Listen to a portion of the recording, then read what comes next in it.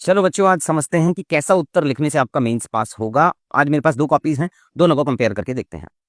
पहला उत्तर एक बच्चे ने लिखा है। पहले प्रश्न समझ लेते हैं। प्रश्न हिंदी माध्यम की आज कॉपी वैल्यूएट कर रहे हैं हम। प्रश्न क्या है? वामपंथी उग्रवाद विचारधारा से प्रभावित नागरिकों को सामाजिक और आर्थिक समृद्धि की मुख्यधारा में लाने की सुधारात्मक रणनीतियों पर चर्चा करें। मतलब कि दो पार्ट पूछे हैं कि सामाजिक समृद्धि के लिए क्या करना है और आर्थिक समृद्धि के लिए क्या करना है। बट एग्जाम हॉल में हमारे पास उतना समय नहीं होगा कि आप सामाजिक की हेडिंग अलग दे दो और आर्थिक की सब हेडिंग अलग दे दो।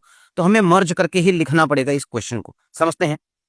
तो पहले मैं आपको एक एवरेज आंसर दिखा रहा हूं। तो एवरेज आंसर में बच्चे ने क्या किया? भारत में नक्सलवाद आंदोलन की शुरुआत 1967-66 में हुई थी।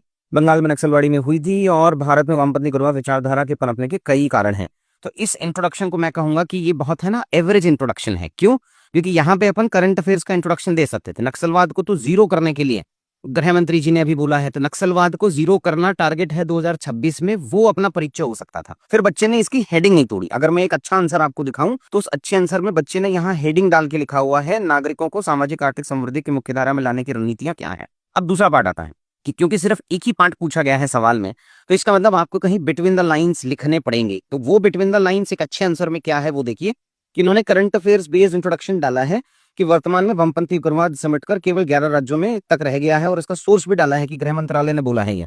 परंतु वामपंथी उग्रवाद विचारधारा से प्रभावित नागरिकों को मुख्यधारा में लाने की भी बहुत सारी चुनौतियां हैं। तो मतलब हमने एक एंड छोड़ दिया, लूज एंड छोड़ दिया कि हाँ भी मुख्यधारा में लाने की कुछ चुनौतियां हैं। फिर एक माइक्रो डायग्राम डाला है, इसमें आप 0.5 मार्क्स एक्सपेक्ट कर सकते हो। क्यों कर सकते हो?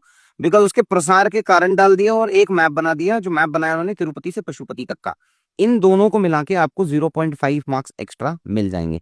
फिर बच्चे ने लिखा है नागरिकों को सामाजिक आर्थिक समृद्धि की मुख्यधारा में लाने हेतु रणनीतियां। पहला पॉइंट लिखा है आकांक्षी जिला कार्यक्रम। तो यहाँ तो आपको गवर्नमेंट की स्कीम्स ही लिखनी है और यहाँ पे एक माइक्रो डायग्राम बना दिया है। फिर आगे लिखा है मैप थोड़ा ज्यादा हो गया, इस मैप को हम हटा भी सकते थे। एक क्वेश्चन में दो मैप, थोड़ा ज्यादा वैल्यू एडिशन हो जाता है।